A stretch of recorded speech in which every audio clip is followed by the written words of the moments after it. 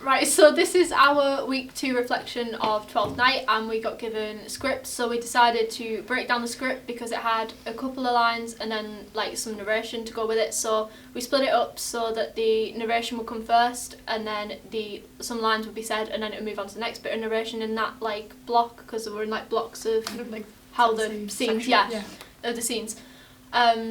So yeah, that was just we split that up so it'd go like narration characters, and then sort of it was like the whole like play just compressed, like a summary. Because the narrator a summary. Explained what was happening in the next scene. Yeah. We also had like different costumes. All of us had like our own costumes that we brought in, and we thought we'd be like really playful with it because we didn't know much of like Twelfth Night itself by Shakespeare. So we decided to just like use our imagination and give these characters like a whole new personality. Mm-hmm. So we thought we'd like play around with it a little bit. So I had like a bucket hat, a pair of sunglasses, and a pair of heart-shaped glasses, and then I also wore white socks. So like there'd be like stockings. It'd be like yellow stockings, and I just rolled them over my trousers to add a little bit like comedic volume into it. And then like a few of us had bucket hats, and like we all just changed it. So one of the bucket hats might have looked like fedoras.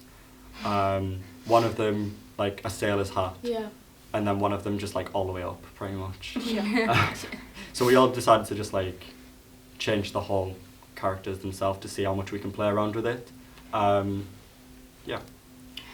We also had to do a lot of multi-rolling because there was more characters than there was actors, but it kind of benefited us because it helps us to like vary our skills a bit more. Like, so we go from, I know River was a sea captain and Sebastian, and that's like completely two different roles. So it was nice to see how they can like vary their different skills to each role. Which we used that like with the costume as well. Yeah. Different characters. So you had, I think, did you have a tie on For Sebastian. Sebastian and then took it off to be the sailor, which was helped the audience to understand more that it is a different character. Yeah, we also added in like a lot of modernisation because we didn't really understand the original text, so then we changed some of the words to make sure that we knew what was going on, even though I don't really think we knew what was going on. It was a bit of it's a bit confusing, a bit of a cluster towards the end because it was like, oh no, this person's with this person, but they were with that one. We changed the names as well to make it a bit more simplistic. Yeah. Like what? Orsino and Awesome. Yeah. Orsino. Changed it to Awesome. We made it really chavvy as well, like borough accents and stuff like that. I know that one of your lines was like poor lady or something like that, and you changed it to poor girl. Yeah. Something like that. And then, what did I say? I was calling him crazy, and I said, you're a nut job. Mm-hmm. Obviously back in like Shakespearean time, that would not be a word. So we just changed it, and then I think some of our actions as well, we like made them modern. Like if we were performing this as a Shakespearean play, it would be like good posture and everything, but we just kept our bad posture. And just did it that way. And then obviously with the accents, like changed some of the words. Kind of like did chavvy accents and like chavvy words and stuff like that. Yeah. Yeah, and then to like add to the modernisation, we used QLab to get sound effects and songs because obviously in most like plays you would just have it like completely silent apart from when the actors are saying.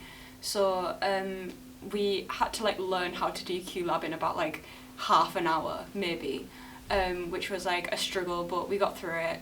And then we used it to have like, so we had like a slap sound effect, which you probably wouldn't even have a slap in the original.